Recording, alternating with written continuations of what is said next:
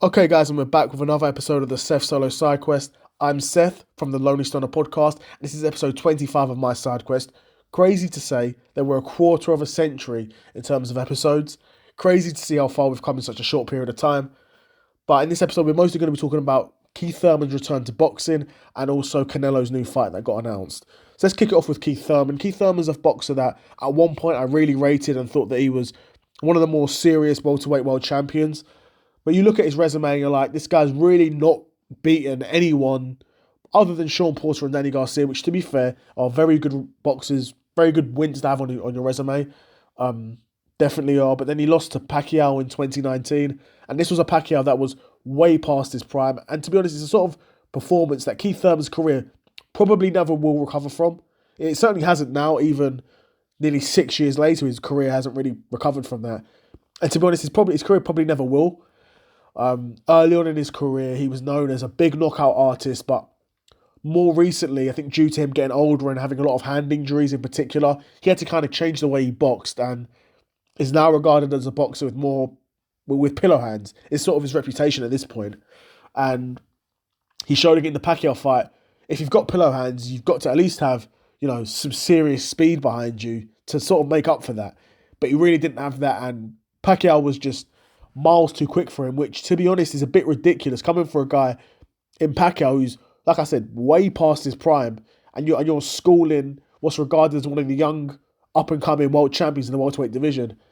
It's not a good look for Keith Thurman, but that was 6 years ago, and Keith Thurman's looking to come back. He had a comeback fight in 2022, which he won, and then he's gonna come back again now on my birthday on March 12th. So he's facing a guy that I've never heard of. No, I know absolutely nobody on the guy's resume. So we'll see. It should be a good win. Not a good win, but it should be a win for Keith Thurman.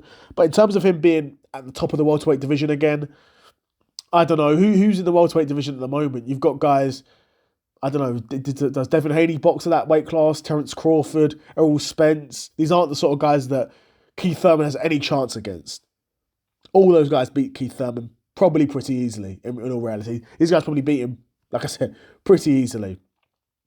But Keith Thurman, at one point, like I said, was a really good boxer at one point, and like I said, got wins over Sean Porter and Danny Garcia, which are good wins to have. If you're beating Sean Porter, you're probably a very good boxer, because to beat Sean Porter, you've got to wake up early in the morning. He's not just gonna roll over for anyone. And Sean Porter rarely has bad nights. It's all the losses have been against very serious talent, and Keith Thurman's one of those guys. But yeah, we'll see what happens in his comeback fight. Interesting time to come back, I guess. It's 3 years after his last fight, so you're sort of wondering, why is this guy making a comeback? Is he doing it for the right reasons? Is he, does he need the money?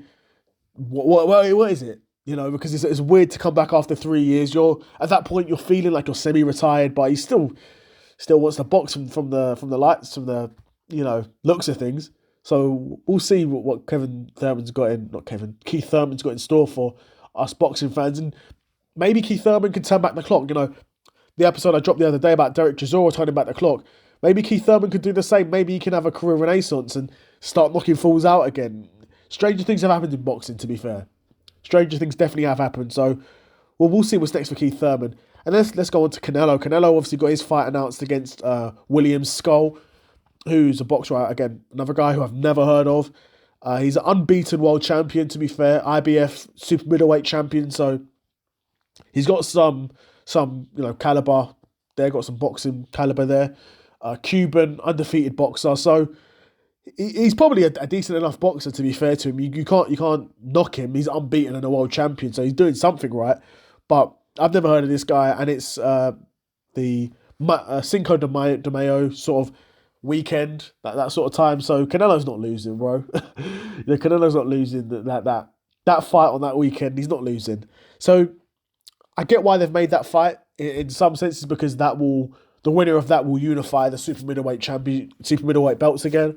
For some reason, the IBF probably stripped Canelo for some reason, whatever.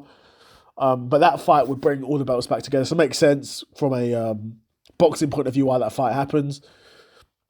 I think Canelo should beat this guy. Again, no disrespect to William Skull. I've never seen this guy box, so he might have the kryptonite for Canelo. He might have it, it's hard to see anyone really beat Canelo at these sort of weight classes, because if you're going to beat Canelo, you need to have the blueprint of a guy who's really bigger than him. I mean, really, you should just be Dimitri Bivol. A guy who's bigger than him, can take his shots, continue to walk him down and throw punches in bunches. Canelo's so big, and I don't even mean big in terms of height, because he's not that tall. Big in terms of frame, that it's hard to find middleweights, super middleweights that can actually do that. Light heavyweight is a bit more difficult. Even then, Kovalev at lightweight knocked out Kovalev. Now, Kovalev was past his prime, don't get it twisted, but still, that's an impressive win. Knocking out Kovalev is no small feat. And Canelo done that. So, even if you can take his shots, can you take it for 12 rounds? I don't know. That's a bit more difficult. It's okay taking Canelo shots for 2 or 3 rounds, but can you take it for 9, 10, 11, 12 rounds and still stand up and take them? I don't know. Not as easy, right? But yeah, I think naturally Canelo's probably going to be the heavy favourite going into that fight. So I won't be surprised if we see another Canelo win. Who knows? Maybe a knockout, but probably a Canelo decision victory. And then we'll see Canelo reunite the belts at super middleweight, and we'll see what's next for him. I know there's lots of rumours around who he could fight next. After this fight, David Benavidez, Crawford potentially. Obviously, he didn't sign. He's now signed with a deal with Riyadh season with Turkey Al Sheikh, a 4-fight deal following the Terence Crawford fight falling out and Jake Paul fight falling out. So obviously, Canelo's securing the bag with that one, securing the bag. But should be some easy dubs for Canelo. Should be a relatively easy dub, but I could sit here corrected, and maybe William Skull can get the upset done. But fingers crossed for Canelo, because he's, in my opinion, he's one of the GOATs of boxing.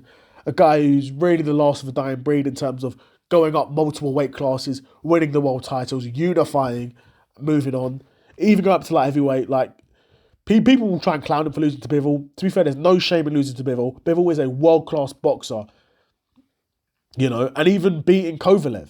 Kovalev still, past his prime, still a world-class boxer. So, Canelo's a guy who, at this point, has got some serious miles on the clock. Despite him being young, he's turned pro so young, and sooner or later, it is going to catch up to you. It is. But yeah, we'll see what happens with Canelo. I'm hoping he wins that fight. I think he will, because he's a good enough boxer to do so. But yeah, that's going to be it from me. And a bit of a shorter one today, but we got straight to it. Talked about Keith Thurman's return and talked about Canelo's next fight being announced. So yeah, that's it from me. I'm Seth, and I'm out. Peace.